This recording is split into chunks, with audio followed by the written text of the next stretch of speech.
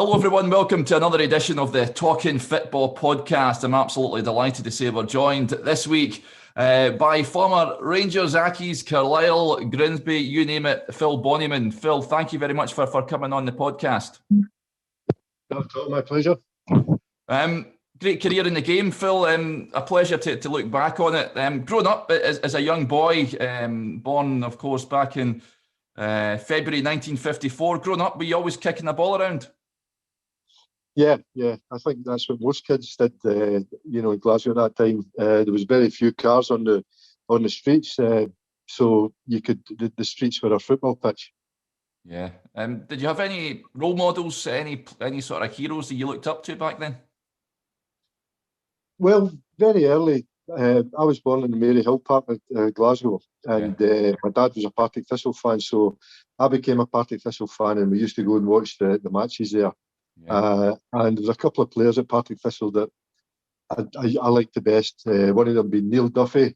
He was a wee front player, blonde hair. He was really noticeable. Him and Davy McParland. They were my two favourite players at the time. Yeah, absolute legend, of course. When you were playing, Phil, did you play for sort of boys' clubs and all that growing up? Yeah.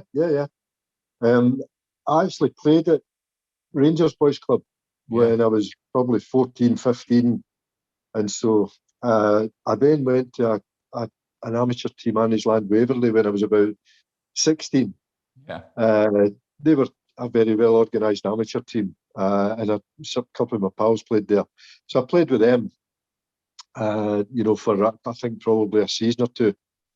So yeah, I did play amateur football, yeah.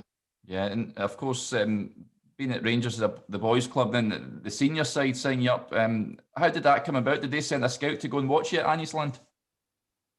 I don't really know, to be honest. I think I just got a call one morning by the lad who ran our football team and said, "You've been invited along to a game to play."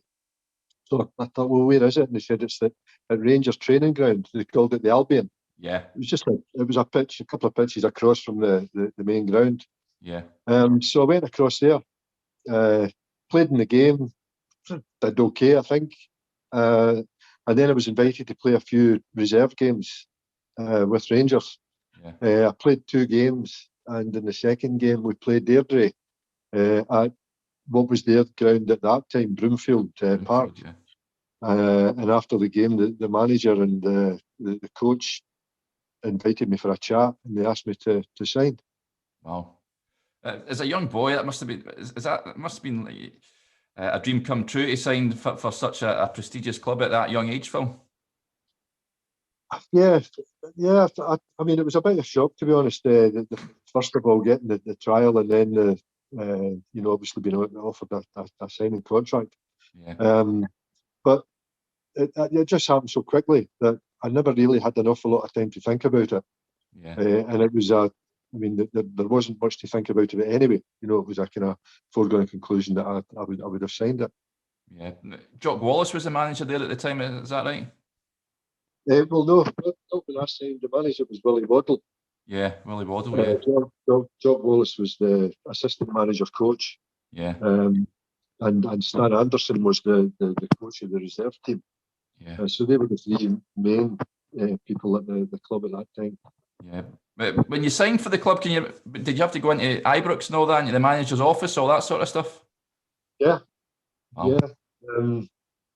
I actually signed in the shower room of Airdrie football ground. And I think the thing is that in these days there was lots of scouts at all the games, and I think what a lot of the managers and coaches did at that time was they took forms with them, because the danger was that if you went out of the ground unsigned, there would be people waiting there to maybe try and usurp the situation. So that was the reason why. Yeah. What's your memories of Willie Waddle then? Well, I mean, once I was signed, he really just concentrated with the first team and things, as did Jock Wallace. Yeah.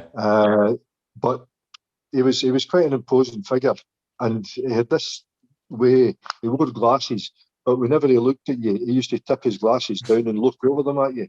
And anybody I ever see doing that now, it reminds me of Willie Wobble. You know, he was quite an imposing figure, and quite a serious man. But he was a decent guy, a decent man. Yeah, definitely. Did you notice a step up, Phil, going to Rangers from what you were used to at Anniesland in terms of like the training and all that sort of stuff? Yeah, yeah, absolutely. I mean, obviously going full time, you know, they were training every day, and at the end of every day, you know, I felt as if, right, that was a real good session. But I think I very quickly adapted to it. I was of slim build, and I had reasonable fitness anyway, so I think I adapted fairly quickly to the level of fitness required. Yeah, I mean, was when you were training with the club, of course, the number of big players there at the time. Did the senior pros help you, or were they quite hard on the young boys? Well, I think it's like, you know, as I grew into my career, there is always that where you look to help the younger players, and you give them encouragement and you explain things to them. However, what you got to remember is that these young guys are trying to take your place as well. Yeah. So there is a mix of saying, okay, I'm helping you, and you're like, but you know, I'm keeping my place without a doubt. Yeah. But there were a couple of players who were especially helpful.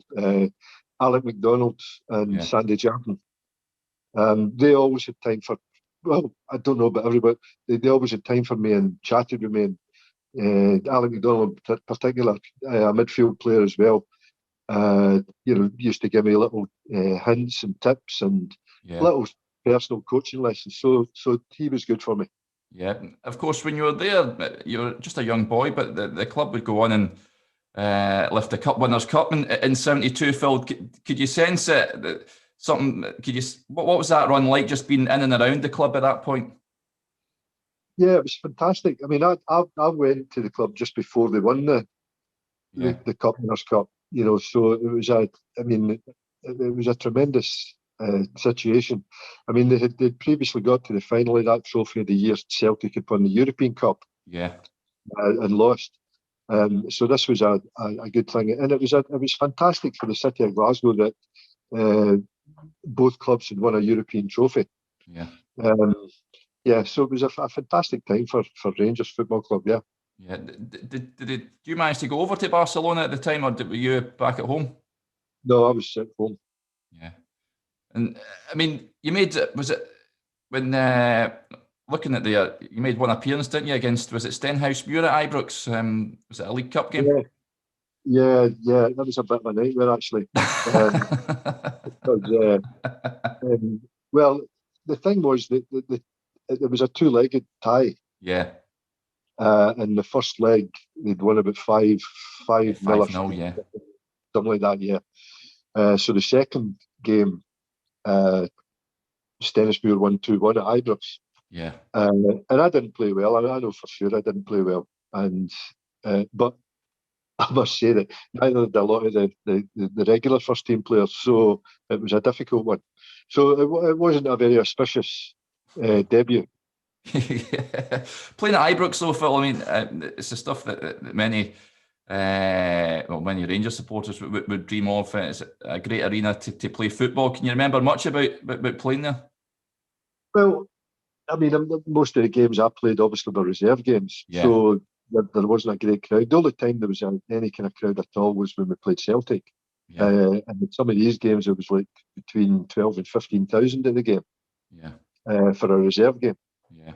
But even that's a wee bit lost in a ground the size of Ibrox. So no, it was great to play on the ground, to play in the stadium, but obviously not with the same atmosphere as when it was a first team game. Yeah, you mentioned the Old Firm reserve games. I remember going to one in the '90s, and there must have been about 40,000 there. What was that like? I know it was the reserve game, but it's still feisty. I think they could be playing each other at Tiddlywinks, and it'd be some atmosphere.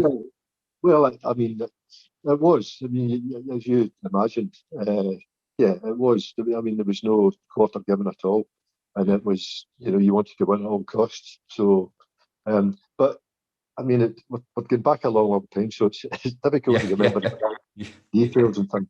Yeah. But you left there, of course. Were you disappointed just not to make more of an impression there?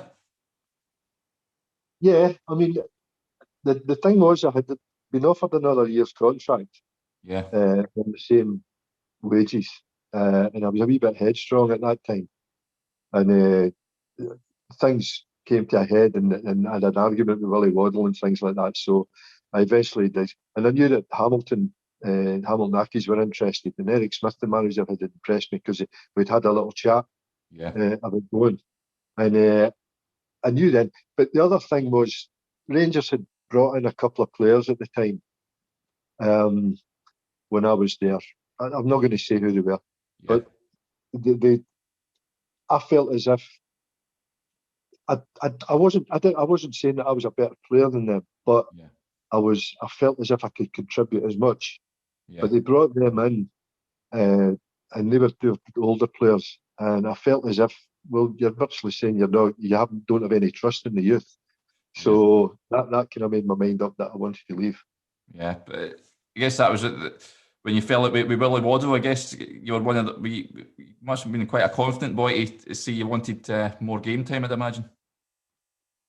Well, I just think they ask the questions and you say, well, I'm not getting anywhere. It feels as if you don't value what I can give to the team, and probably at that time they were quite right. The first team players were better players than me, but you get a wee bit headstrong maybe, and looking back, you think, I wonder what if. Decide to stay, but you can't look back and make regrets. Yeah. So you joined Accies then, and you sort of got your career up and running there, didn't you? It must have been great to play sort of consecutive sort of football every week. Yeah, well, Hamilton, it was still the old first and second division at that time. Yeah. In Hamilton, and on the year I went, the leagues were splitting into three. Yeah. So the second division, the top 6, I think, were going into what would have been the middle league, and anything below that would be the third league. And we joined the bottom 6 of the first division. Yeah. That was then the first league, second, and third league. So we managed that. I think we finished about third in the league that year and went into the middle league of the three. Yeah. And you mentioned you touched on Eric Smith. You were impressed by him, but what was he like as a manager, Phil? Yeah, he was a good, but he's a different manager from Willie Waddle because Eric did everything. He was a manager, he was a coach, he was the coach, the chief bottle washer. He did everything just non-stop. Yeah. But and purely because you're a first team player, then they had a lot more time for you than maybe what you thought they had at Rangers. But that was just down to your status as a player. Yeah. And I started, pretty well. The thing is, I had been playing as a midfielder at Rangers, and when I went to Hamilton, Eric played me as a centre back. Wow. And I had a pretty decent season, and then get into the second season, I played well as well. So that's where I was playing at the time, at Hamilton. When I was there, they had the second league. They played an international with the Italian second league. Yeah. Across in Italy at Pescara, and played in that team there. So I was as far as in that league was concerned, I was playing okay. Yeah. What was that like going over there? Playing for that Scotland, was it a semi-pro side, wasn't it, that you played in? No, it wasn't semi-pro. Well, when you say semi-pro, there was part-time players and a couple of full-time players. Yeah. It was good. It was a good trip.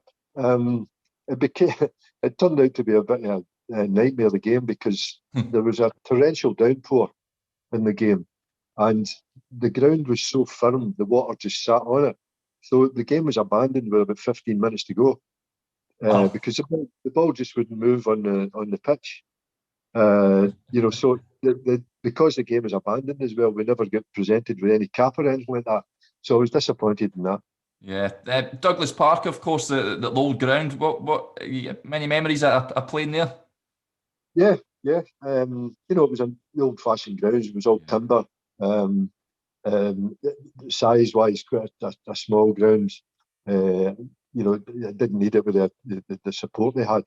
But it was good. It was good atmospheric games, and quite a fervent support. Yeah. From there, of course, you'd go down south and join Carlisle. What was the thinking behind that move, Phil? Well, I had gone to training one night, and Eric Smith pulled me in before I went training. And this was just round about, it was mid-March, which was the transfer deadline day. Yeah. The period where the deadline was. Yeah. And he pulled me and he said, there's a club, interested in taking you. What do you think? I said, well, what was the club? And he said, Carlisle United. I thought, yeah, because they were in the old second division. Yeah. And I thought, well, it's worth speaking to them. So as it transpired, there was the manager and the club secretary up at a local hotel. I can't remember what it's called. You'll probably know it better than me, but it was just in the outskirts of Hamilton. And so I went there and had a chat with them, and they explained what they wanted and etc. And I thought, well, yeah, it's a good opportunity. So I went home and I spoke to my mother about it and explained the situation. She says, well, if you think it's a good move and things. And I also spoke to my girlfriend, she's sitting looking at me now. It's now it's my wife, but she's suffered me all these years. So and we thought it was a good opportunity and not to be missed. Yeah. Bobby Moncur was the manager there at the time, was he? No. Bob Moncur came after that. Yeah. The manager at the time was Dick Young. Dick was a kind of legend at Carlisle. He'd been there a long time. Yeah. And he was a manager at the time. His assistant was Hugh Neal, who's a Scottish guy who played at Ayr United and Carlisle United. Good. Dick was an old-fashioned type manager, but a nice man and a good manager. Yeah. How did you find English football compared to what you were used to? Was it much of a muchness down there? Well, the first few games I started and I played at the back again. I think the first couple of games, I think we'd played at Luton, and then we'd gone down to Southampton. Yeah. And Southampton, I mean, what a team they had at the time. They had players who were like Peter Osgood. He played up front for them. Yeah. Won the FA Cup, didn't they, that season? Was that right? I think it was about maybe was it 71 they won it? I'm not sure. I think it was 76 beating Man United, I'm sure. Was it? Aye, maybe you're right. So I mean, it was definitely a step up in the class of the players you're playing against and with. There's really some good players in Carlisle, and but everything was so much better. The pitches were good, the crowds were bigger. It was just a real step up. But I think I adapted very, very quickly. Into the pace of the game and the standard you had to be at to play in it. Yeah. See, when you said you played at the back for a bit, did you enjoy playing back there? Was it? Do you feel comfortable there, or was it a bit difficult? No, I felt comfortable. But one of the strengths I had was that when I came at the back was that I was fairly decent on the ball, which most centre backs, going back to that time, they didn't really want the ball. Most of them just wanted to head it and kick it away, clear. I took the ball, I took it, and I also carried it forward into midfield. So I don't think it was any surprise when at Carlisle they moved me forward into midfield. Yeah. I was more on the ball.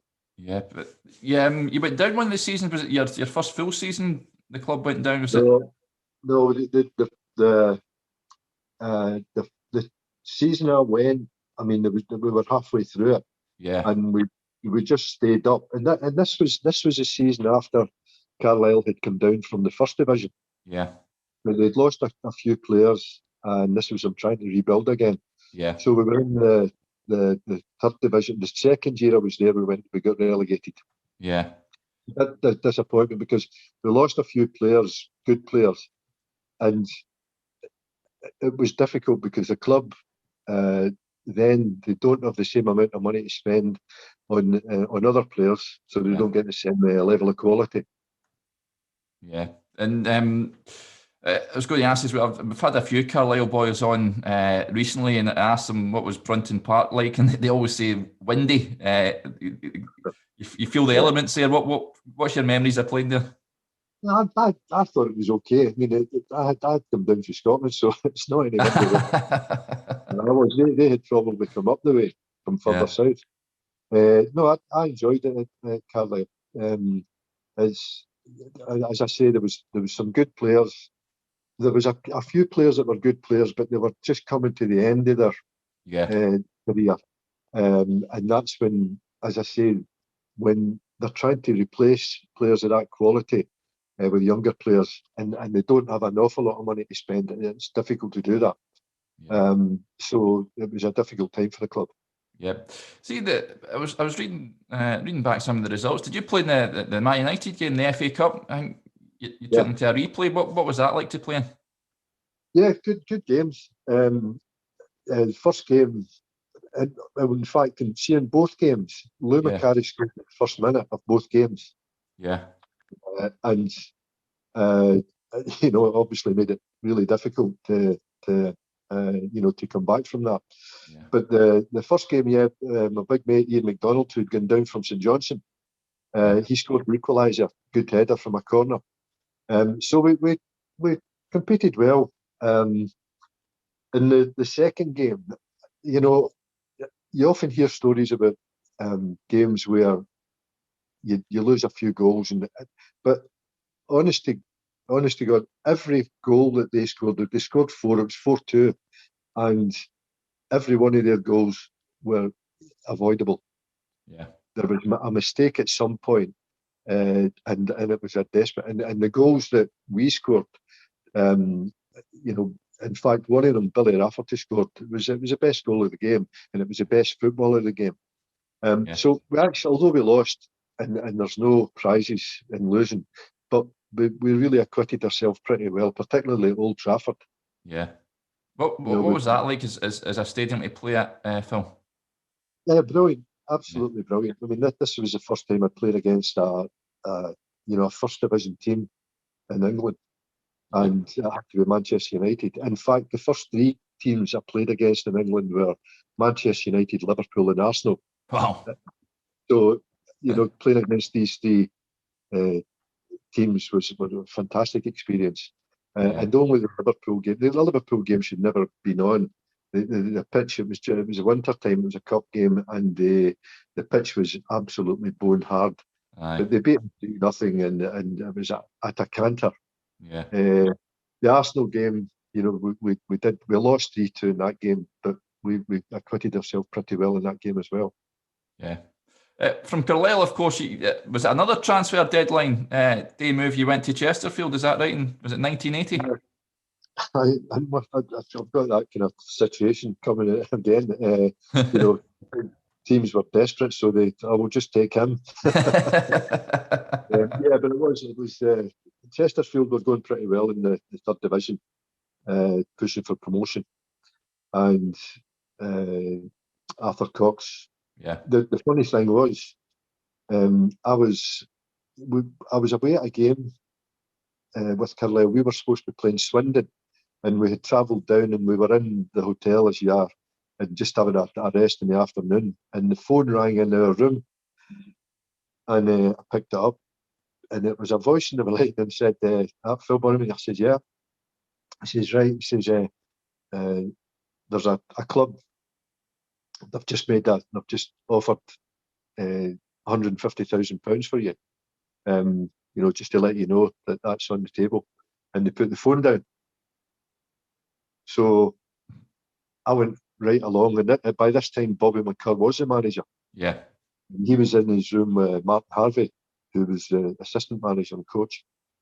And I told him, I explained the situation and what had happened.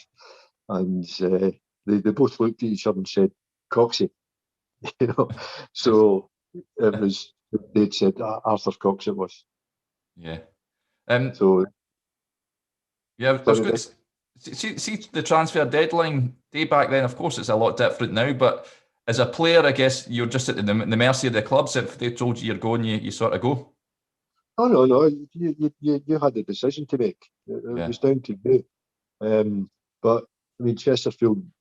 I mean, it puts you in quite a strong position actually, because the team that wants you definitely wants you, especially if you're going to pay £150,000. Yeah. So it gives you more leverage for asking what you want.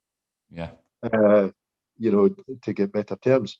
And the club that, particularly Carlisle at that time, that was a lot of money. So although they maybe want to have you as a player, I think they think the £150,000 is quite a compelling argument as well. Yeah, definitely. And Arthur Cox, you mentioned there, I had Jeff Chandler on a few weeks ago. He played under him at Derby. He says he was a sergeant major. He loved playing for him, but he was really stern. What was your memories of him? Aye, that's probably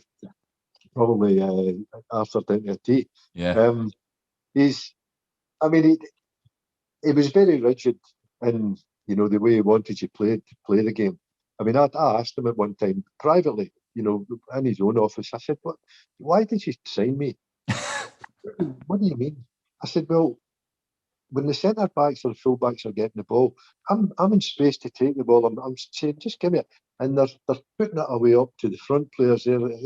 I said, I'd take the ball in midfield. I can pass it far better from 25, 30 yards than they can from 60 yards. Yeah. And oh no, get it up there. And then I just, I didn't, at first I didn't like the way he wanted to play, particularly as they had myself, and they'd also signed Danny Wilson at the time. You remember, Danny? Yeah. Danny, good player. And also at the midfield at the time was Jeff Salmons, who was a top player at Sheffield United and Stoke. Yeah. And he was maybe coming to the end of his career, but he could still take the ball, and he was a fantastic player. So with players like Danny and Jeff and myself in midfield, it seemed the obvious thing for me to play through us. Yeah. But he was so set in his ways, he wanted to do, get up to the front players and go and support. I mean, at times, yeah, that's good. Mix up the game, but I just thought he was a wee bit too rigid. Yeah. It must be frustrating. As a midfield player, like you say, a ball-playing player, and just seeing the ball going over your head and all that sort of stuff, it must be a crank in your neck, you know what I mean? Yeah, well, I mean, I can understand it in certain situations if it's tight or it's difficult for the fullbacks to find you or whatever. Yeah. Or in situations when in the winter time when the pitches are boggy and heavy, and it might be difficult to play it along the floor. But this was just permanent. He wanted to do that. It wasn't down to any conditions, and I disagreed with it. So, and I had a few arguments with him. As did Jeff and Danny about playing through us, but it was so rigid in his methods. Yeah. See, when you mentioned the pitches there, they're like bowling greens now. A lot of them. You must have played in some bogs, but back then, Phil. Oh yeah, I mean, that's one of my biggest envies looking at the game now. Yeah. The pitch is fantastic. And if you couldn't pass the ball in these pitches, you shouldn't be playing the game. It would have made a lot of players' careers so much different. If the pitches were as they were now, back in our day. Yeah. Of course, when you're at Chesterfield, you had that great Anglo-Scottish Cup run in '81. You'd play, of course, everyone remembers the Rangers games. What's your memories of that? A great result at Ibrox, and then they came down to Chesterfield, and you done them in 3-0. You scored 2 that night. Yeah. The first game was at Ibrox, and we came up in the previous night, and we'd stayed over at a hotel near to the Erskine Bridge. Yeah. It was a good build-up, and I don't think anybody gave us any hope, of getting through this. But we played reasonably well at Ibrox. Ended up one each. We'd scored. Phil Walker scored direct from a corner. I don't remember who scored for them, but we played pretty well. We acquitted ourselves pretty well, but we were still expected to get, hammered down at Chesterfield. Yeah. And did you want to sort of playing against your former club, Phil? But back then, did you have a little bit more determination to do a number on them? No, I think to say that means that you don't have any as much determination in other games. Yeah, I didn't mean it like that. Just I know. Yeah. No, I wasn't. That wasn't a criticism you did. No, yeah. What I meant is that you go out and play. You try your best in every game. Yeah. I think when the pleasure comes is when you look back on it and say, yeah, I did well. I played well there. Yeah. We got a decent result, and so that's the way I looked at the game. I went into it with the same mindset initially, and then after the game, you take the pleasure of getting a decent result there. Yeah. So that was the way I looked at it. Yeah, and scoring 2 goals in that night as well was. I mean, they brought a few thousand down, didn't they, to Chesterfield that night? It was pretty full. It was a horrible night. The rain was pouring. We'd scored 2 quite early, and then Ernie Moss, he scored in the second half. Rangers, Derek Johnson missed John Turner, the keeper, saved the penalty late on, but we were by far the better side. And to be honest, I don't think they really fancied it. It was a horrible night, and I'd say Rangers are a great club, but at that time I don't think they were a great team. Yeah, they weren't the best. I would say at that time, but they were a great club, and they still are a great club, and they always will be probably. But that was a bad time for them. Yeah. So you could probably say that I was part of 2 of their worst defeats. one for them and one against them. Yeah. See, you mentioned Ernie Moss there, Phil. Obviously a Chesterfield legend. What was he like to play alongside? Yeah, fantastic. I mean, he's a legend for more than just his playing ability. He's just a fantastic man. Yeah. He was in the dressing room. Ernie was just a focal figure. Yeah. A nice man. I don't think I've ever heard him swearing.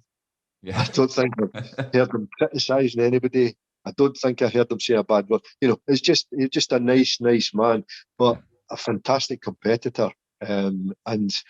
If you put crosses in, with Alan Birch and Alan Crawford, wide right and left, they put good crosses in, and Ernie would be, if not getting the ball, he would be competing, and somebody else would pick up the scraps from it. So he was a fantastic guy, and a great player for Chesterfield. I think you got to say for Chesterfield, he's their greatest ever player.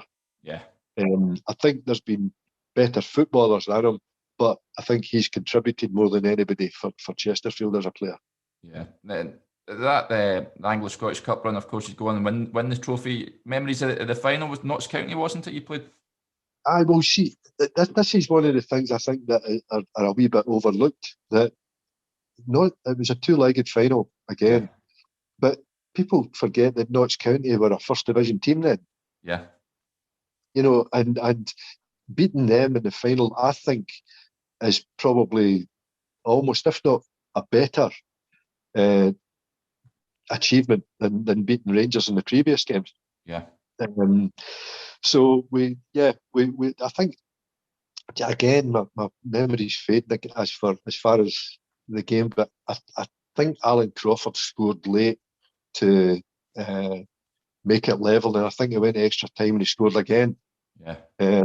But I mean, this was the final time the Anglo-Scottish Cup was played. Yeah, yeah. And I think that meant that Chesterfield had that cup forever after it. So, it was a good. If you're going to be in the trophy, in the competition, then you obviously try and win it, and we did. It was good.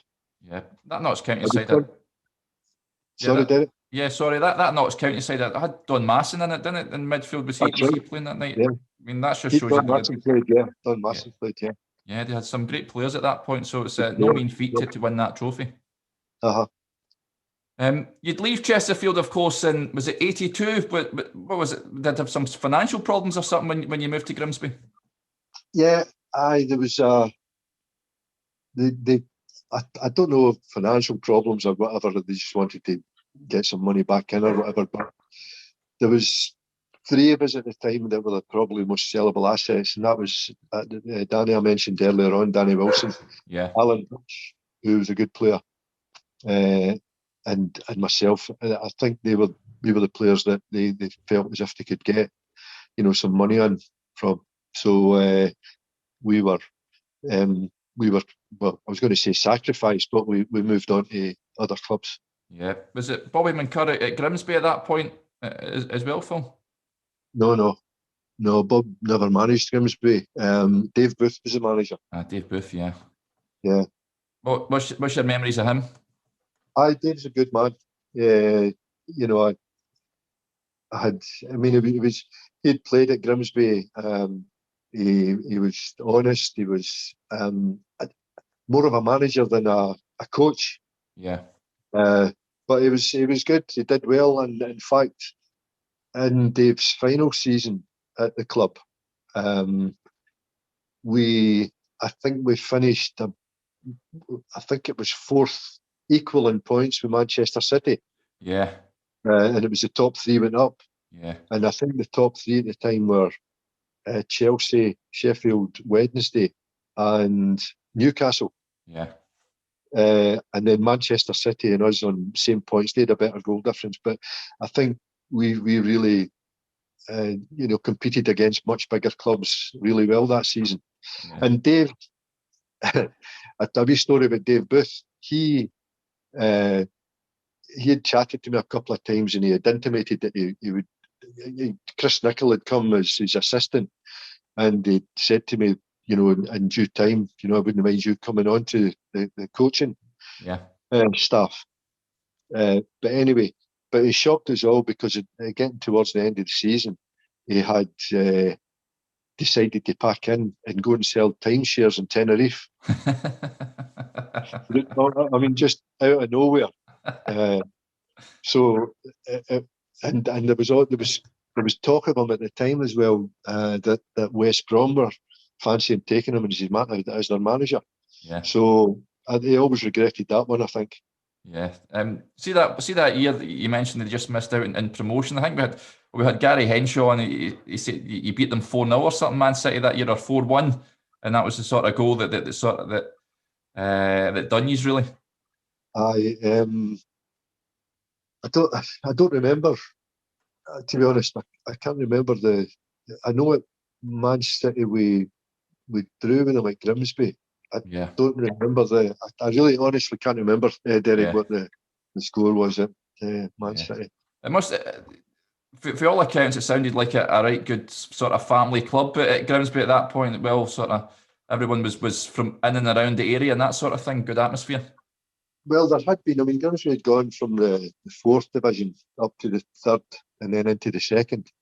And a lot of the players that when I had arrived there, there was quite a few players that had been there quite a long time. Yeah. They'd all played maybe 200 games or so, at the club. So it was really homebred. But I think trying to do that a few times and trying to repeat that, it was a wee bit of a struggle to get homebred players, so they had to look further afield. But there was some good players when I arrived, but again, the situation happens at a lot of clubs. Sometimes trying to replace players when they leave, when you don't have much money, it's difficult trying to find these diamonds all the time. Yeah. So you start looking for your younger players to break through, and if that doesn't happen, then the standards can slip. Yeah.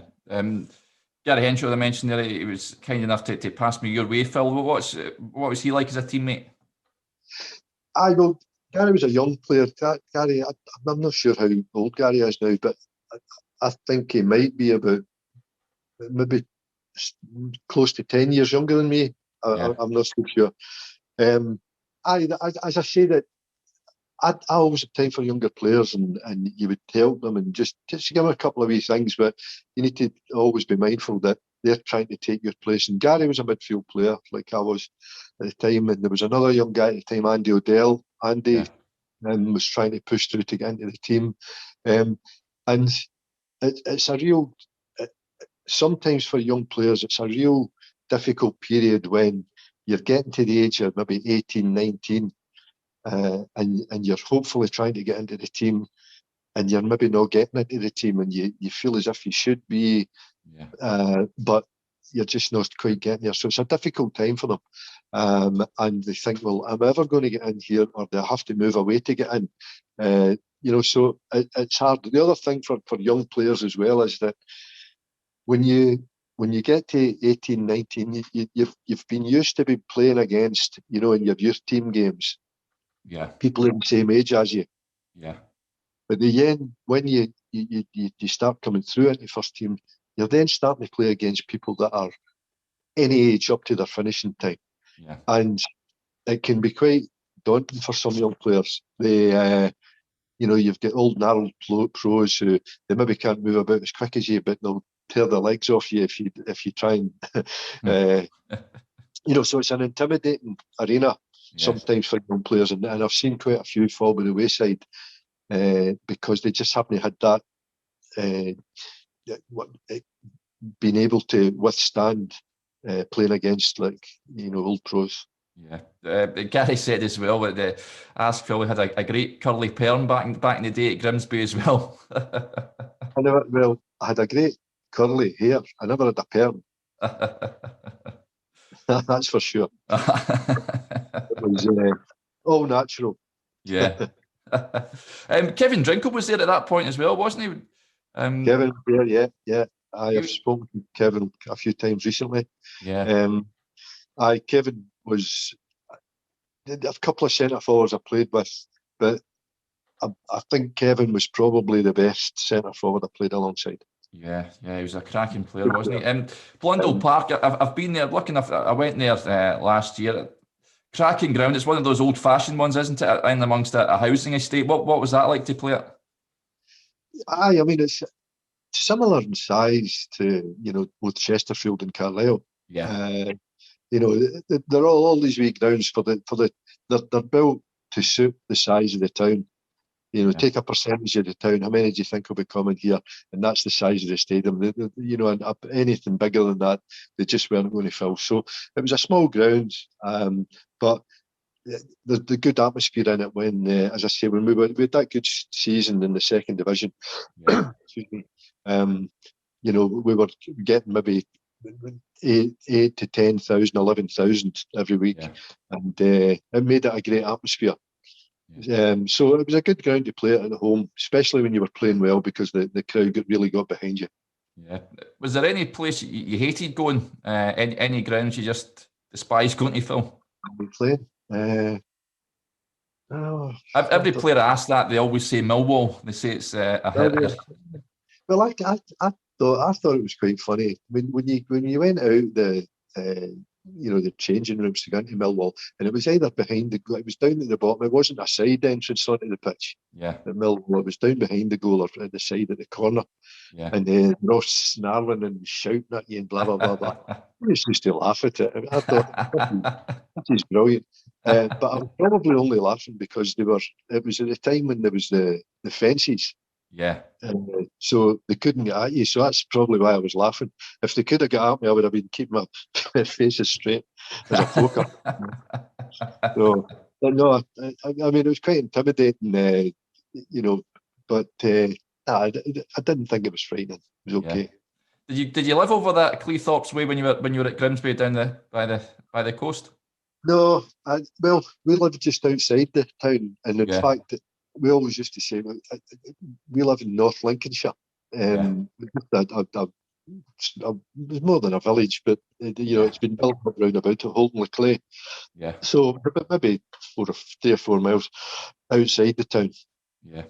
And coming towards the end, you had a wee load spell at Stoke, and then you finished your career at Darlington. Did you enjoy your time there? At Darlington? Yeah. Yeah. Well, that was Dave Booth who had come back into the game. Dave became manager at Darlington, and I was what had happened. This was a funny one because I was still at Grimsby, and Dave had come back, and he'd asked me to go to Darlington as player and assistant manager. Yeah. And but it was one of the directors. I can't remember the guy's name. He was an accountant type guy at the club, and he'd asked to see me.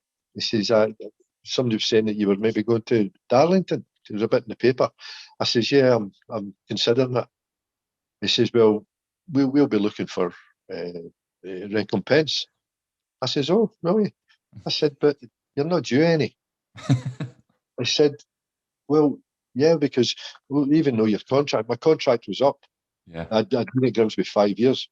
But what he didn't know was that if you've been at a club for at least 5 years and you attain the age of 32, I think it is, you're free to walk away." Yeah. And this guy didn't know this, and I explained this to him, and he was raging because he was even if he got a wee bit of money, he would have taken it. But no, they never get anything. Yeah, so I went up to Darlington with Dave, and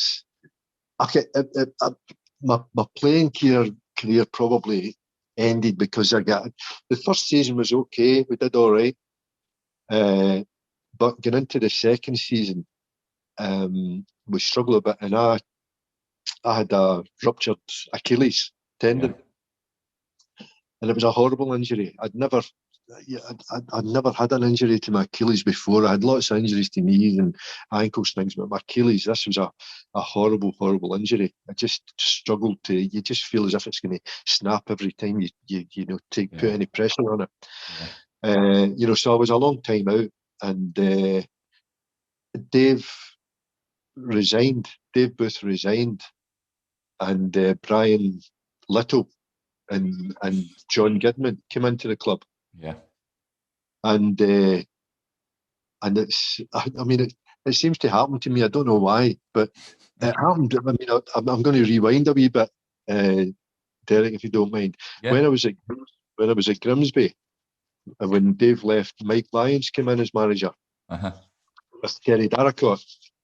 And within a day or two, he pulled me into the office and he said, "I'm going to put you on the list, and I want you to change in the reserve changing room." And I just asked, I says, "Why?" He says, and he couldn't give me an explanation. He just said, "No, that's what I want to happen." So I did, and I eventually just worked away, and whatever I did. And then they were struggling. They were really struggling. And he brought me back into the team. And then before the end of the season, Terry Darracott left to go back to Everton. Yeah. And Mick brought in Don O'Riordan, and he asked me to join him and Don on the coaching staff. Yeah. So that turned round. At Darlington, when Brian Little came in, he then pulled me into the office and he said, "I want you to change in with the young players and the reserves. I want you in the first division." And I thought to myself, "What am I doing here?" I wasn't causing any problem. I was vocal in my thoughts, and I always had something to say, but not in any way malicious or constructively. I tried to. Yeah. So I says, "Right, okay." I says, "What's the reason?" And he said, "I just want you to do it." I says, "Well, okay, could you send me a letter to that effect?" He says, "Why do you want a letter?" I said, "Just so that I've got that this is you're instructing me to do. Yeah. And I don't want you to be denying me of any training facilities, etc., etc." So he thought about it, Anyway, it passed a few days, and then I was coming back into fitness again from this Achilles thing, and they put me in with the first team training, and then he eventually put me into the team. Yeah. And then he asked me onto the coaching staff. So, on 2 occasions at clubs they've tried to get rid of me, and, and then turned it around a bit. So, and Brian was good. John Gidman was a fantastic player, as you all know. Yeah. But he was a bomb scare as a coach. He was a lovely guy. He was a great guy. He was a lovely guy. But he didn't know what he was doing. He didn't know how to organise any training sessions or anything. So I come on and helped a bit with that.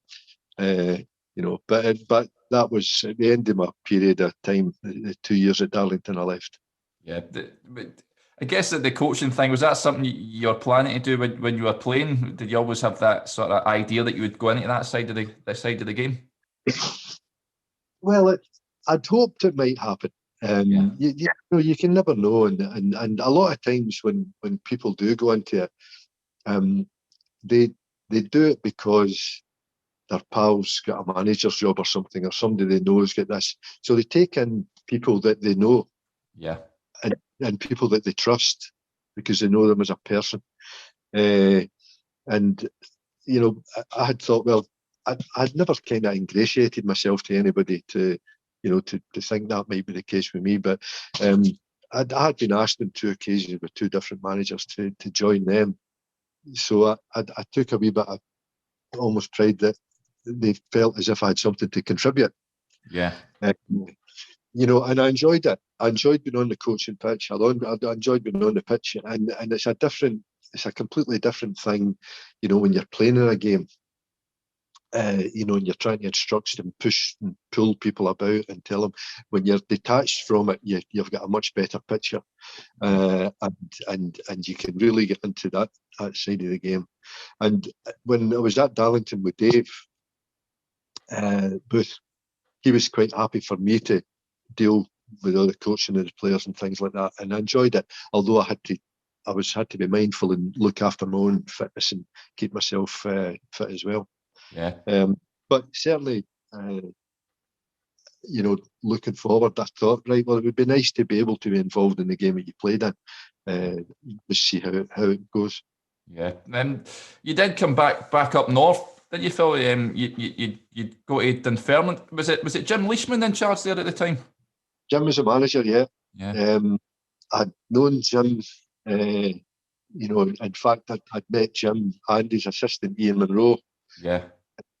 At the coaching courses up in Scotland down at Largs. Largs, yeah. I'd met them down there, and Jim contacted me and asked me, would I like to come and be the coach, reserve team coach, reserve and young players coach at Dunfermline. So I accepted that job. Yeah. Largely life character, isn't he, Jim? What was it? I mean, it was great for the club. Yeah. It was. People think he's a big buffoon and always laughing and joking and thing, but he's a serious guy as well when he's at his work. Yeah. He was a manager. He was a manager only. He would contribute a wee couple of things. He would go down and watch training and this, that, and other, and maybe have a few words here and there. But generally, the coaching was left to Ian and myself. Yeah. Jim would leave it, and I think that was just a measure of his ability of knowing his strengths and other people's strengths. Yeah. Were you there when Istvan Kozma, would he join? Was he a player when you were there? Yeah, Istvan came. I mean, I remember the day he came, and I'll tell you a story what happened. This was just at pre-season, just before pre-season was starting. Yeah. And Jim Leishman gave me a shot. I think Ian Munro was away at the time in holiday, and Jim asked me to go in because this fan was coming across, and he arrived the previous day and he wanted to come out and do a wee loosening session, so he'd asked me to come over and go out with Istvan.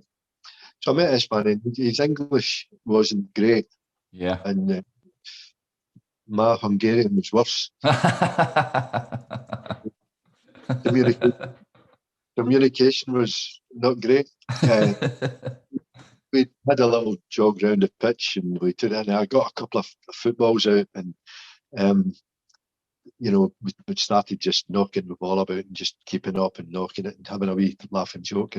But it was funny because I started, pinging the ball across them and left foot. And I was pretty decent both sides, left and right, pinging the ball. But I'm whacking it across. And then I came to realise that everything that I was doing, he was doing it back to me, but harder. But I mean, he just, as I say, I was pretty decent at chipping, clipping, whatever way you want to kick the ball, I was pretty decent at it. Yeah. And he was looking at me, just thinking, "I'm going to show you that I can do that as well, but I can do it harder than you and stuff." And he did. We came across and we just laughed because we knew there was and it was good because there was a kind of common respect. Yeah. But what a player he was. Yeah, we had Ian Westwater on a wee while ago, Phil. He said when he signed, George O'Boyle came at the same point, and I don't know if he said it was somebody in the office came in and said we're signing these two players for Bordeaux, Isfan Cosman, Georgie O'Boyle or something, and they didn't realise it was a guy from Belfast. Funny. George was a good player as well. He was, wasn't he? Yeah.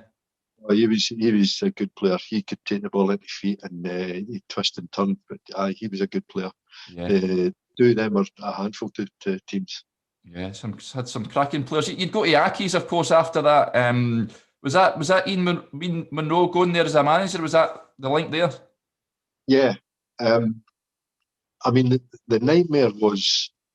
I mean, if I can rewind a wee bit, if you don't mind, Derek, just to thing. Yeah. Dunfermline ended up a bit of a nightmare because there was a real rift between Ian Munro and Jim Leishman. Yeah. And this all came to a head when there was a directors meeting and they asked him to lay out, right, what's your job and what's your job and what are you doing and what are you doing? Let's just get it all listed down here. And incredibly, this culminated to the directors taking Jim Leishman away from being team manager and being general manager. Yeah. And Jim just wasn't happy with this at all, which I can understand, because Jim had a lot of his life and earning power down to the fact that he was a football manager at a football club. Yeah. That was what attracted people. And if you take him away from that, then it might take away from other things that he was doing. But taking him away from the team as well, the players liked him. He was a good manager. He would go and put his arm around them. He would talk to them, this, that, and the other. And it was I think it was a terrible decision for them to make. Yeah. And they made Ian Munro the team manager. So this was going into the next season, and the first 6 games of the season, Ian then asked me to become assistant manager, and we brought in another coach for the young players. And in the first 6 games of the season, we got 1 point, and the crowd were paying. So Ian and I both get sacked. Yeah. And then I don't know, not right away, but a couple of years later, Jim came back in to be team manager. But that was the situation with there. But Ian had left then, and he got the manager's job at Hamilton Accies. Yeah. And he asked me to go there as assistant manager, which I thought it was a difficult time because Hamilton were a club then which they had some full-time players and some part-time players. Yeah. So it was a bit of a difficult situation at Hamilton. Yeah. And when you're there as well at the time, looking back, Billy Reid would have been a player that would be a player at Accies at that point, wouldn't he? Yeah. Billy played.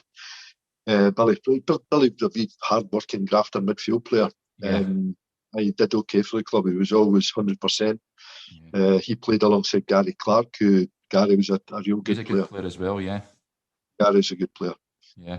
Yeah. It's great to see Billy doing so well at Brighton now as assistant. It's good to see that, isn't it? Yeah. You go up north for there, Phil, up to Huntly. What was it, the thinking behind that move? Well, it just came out of the blue, Derek. We spoke earlier of my big mate Ian McDonald, who scored the equaliser against Manchester United for Carlisle. Well, his, let me think, Ian's wife's sister, her husband was a director at Huntly in Chairman. And I got a call out of the blue just saying to me, would I fancy managing Huntly? Yeah. And I thought, well, I'll have a look at this and see what the situation was.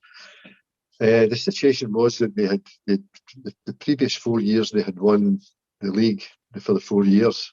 Yeah. And this they had a bad start. Doug Rookvey was the manager, and they had struggled. They were I think they were about 11 points behind Fraserburgh. They were down in about sixth or seventh position in the league, and they wanted to make a change. So they asked me would I be interested. So ultimately, I accepted the job to go and do it. And it was difficult because the travelling was horrendous. Financially it wasn't fantastic because of the amount of time you're spending travelling and things like that. Yeah. But thought, okay, I'll have a look, see. So I went up and I just went about my job and tried to. When any team's been struggling, you at first you look to try and get confidence back again and make things a bit fun at training and let them enjoy themselves a wee bit, and then when it goes into the games, they see if that can bear fruit. Anyway, it came about that we did okay. The team started playing pretty well. I did a lot of very, very basic things in training, which helped a wee bit. Just got the team a wee bit better organised and helped the players. And so it went okay, and we ended up getting back and winning the league. Yeah, and being the main man as well, Phil, was that something you enjoyed, being the manager? Yeah, absolutely. Because you can do things without asking anybody. Yeah. It's a difficult thing.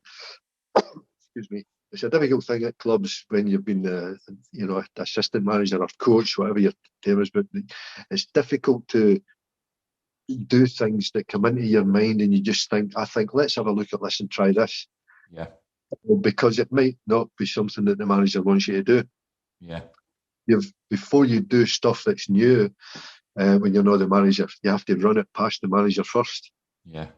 Because he doesn't really want to come in and say, no, we're not doing that, because it looks like he's undermining you as well. Yeah. So it gives you a wee bit of autonomy where you can, if things come into your mind, just by things that happen on a training pitch, you might just say, look, hold on a sec, let's just set this up a bit and see if this is workable. Yeah. It gives you that wee bit of, and it also, obviously, the picking of the team and talking to players about things that you think are important. Again, it's situations where you can do it without asking anybody. Yeah. Winning the league up there, and then you go down to, was it Port Vale you went down to for a short spell? Yeah, I was contacted by John Rudge. Yeah. John Rudge. I didn't know John, and but his assistant at the time was a guy called Billy Dearden, and Billy had been a coach at Chesterfield when I played there. Yeah. So there was a certain amount of contact there, but John had said he'd spoken to a couple of people and asked me, he was looking to take a little step back a bit from the coaching and wanted somebody to do it. Billy wasn't too. Billy was good talking to people and this and that and other, but he wasn't a technical coach type thing. So John brought us in and asked us, how I felt about it. I went down and had a chat with him, and he said, "Okay, we'll go." So I decided to go down there, and it didn't work out too well, actually. As far as the coach and players were concerned, it was fine, but there was a change of chairman, and he laid down the law with John, and he sacked John.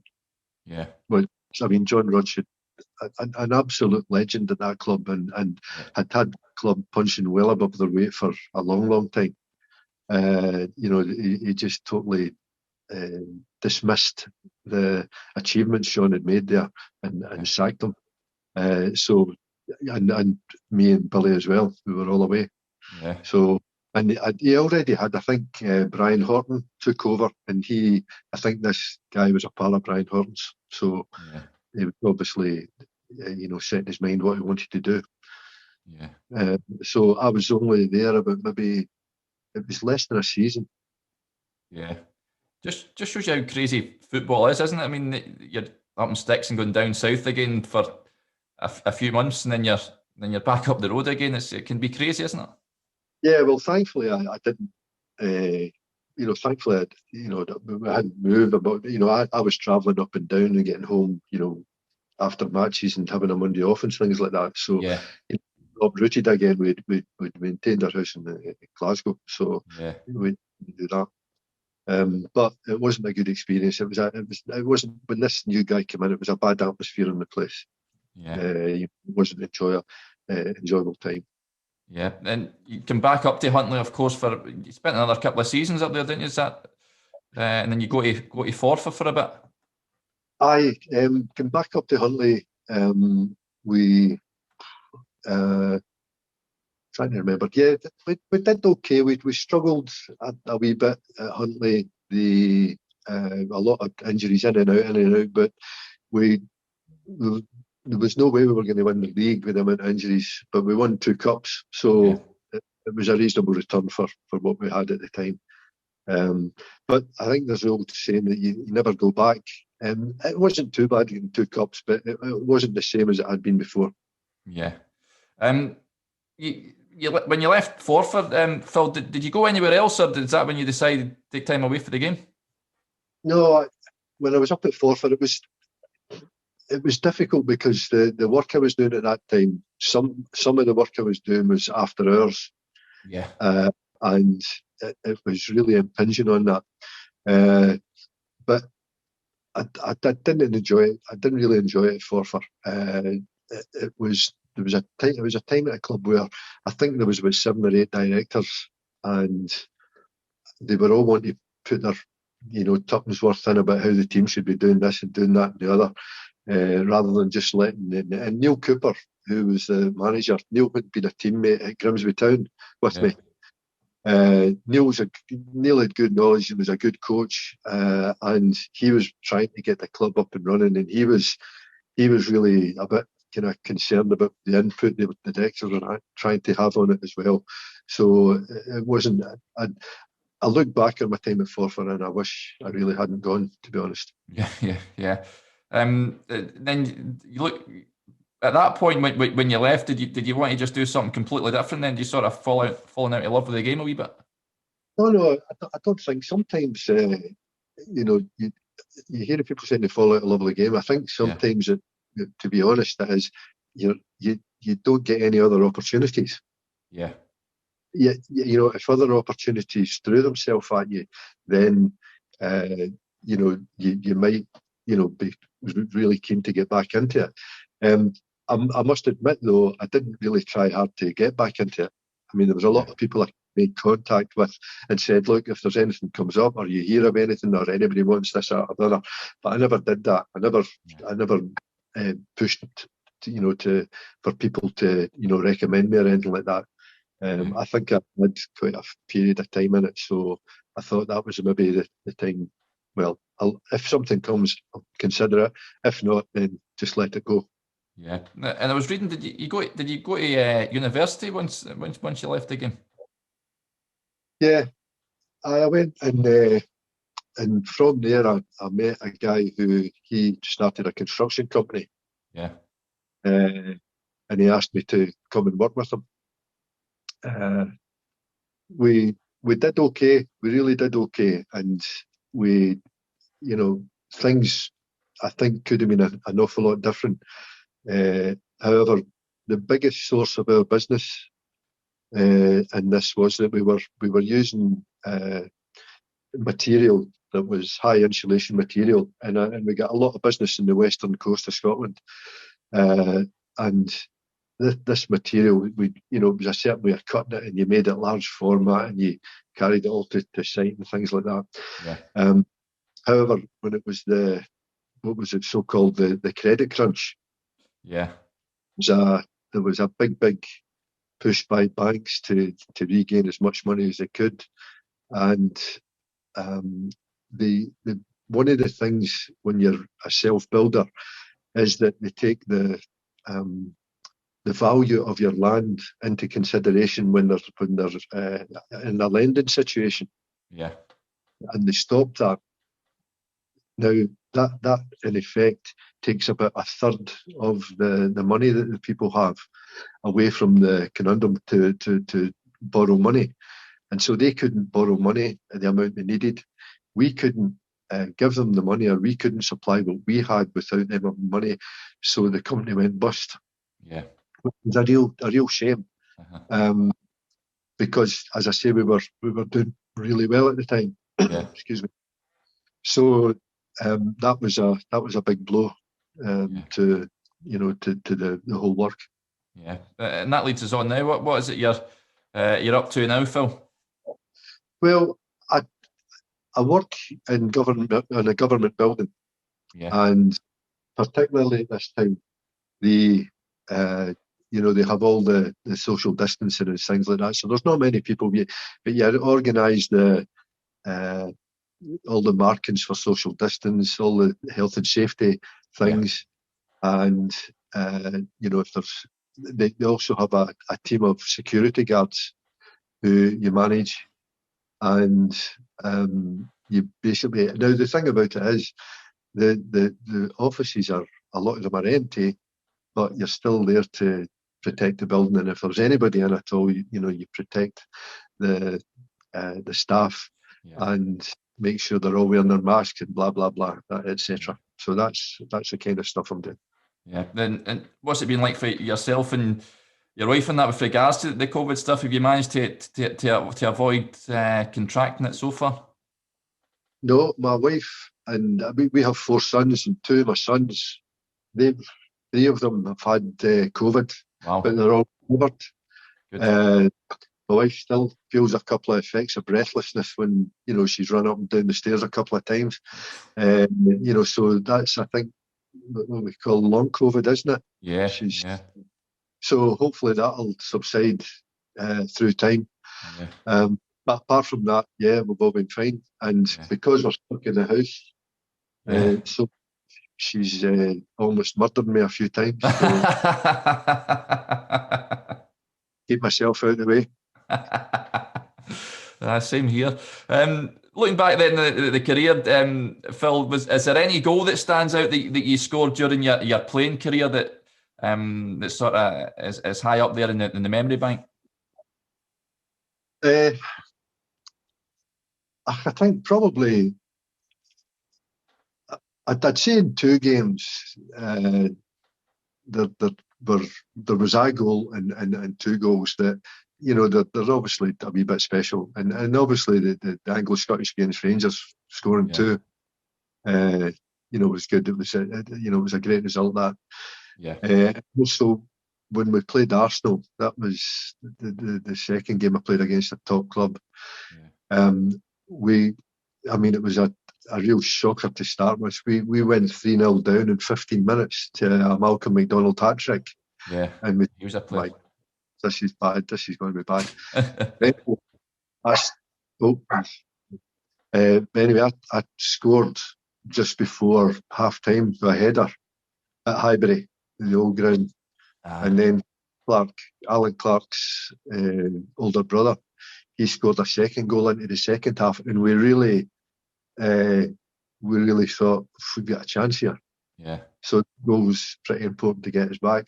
Another thing I must say, I would like to say, Derek, is that in the Arsenal game, I played against, at that time, Liam Brady. And I think it was at that point it dawned on me, thinking, oh, I thought it was okay. But I then thought, oh, this is just a completely different level of thinking, a different level of passion, different level of movement. I just thought, I'll never be able to play this game again. A couple of times in my career when I played against West Brom and I played against Johnny Giles and I couldn't get near him. Wow, yeah. And he was getting an old man at the time as well. I couldn't get near him. If I got too close to him, I just played it first time away. If I gave him a bit of space, he just carved us up with his passion. They were magnificent. Yeah. And coincidentally, two Irishmen, I thought they were fantastic. Yeah, they were absolutely class. Did you have any pre-match rituals or anything, Phil? A lot of players have superstitions and all that sort of stuff. No, sorry, I can't help you there, Derek. No, I got myself ready. I didn't care what order. It just one just went on, and that was it. Yeah.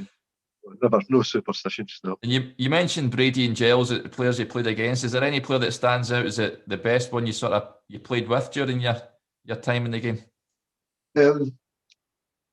Well, he was getting near the end of his career at the time. And probably played a lot. He was much more potent as a player. But at Grimsby, Trevor Wymark. Yeah.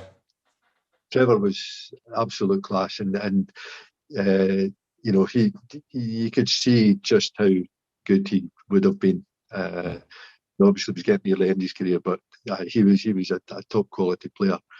When I was a young player at Rangers, there was a few of the players Alex McDonald was probably the best uncapped Scottish player there's ever been. So these types of players. There's also a few I played against that, similar to what Giles and Brady were like. They were just fantastic. So and that's when you get a real rude reminder that no, you're not that good, son. Well, you had a cracking career, Phil. It's been great having you on, so thank you very much for coming on the podcast. No, I appreciate that, Derek. Thanks very much.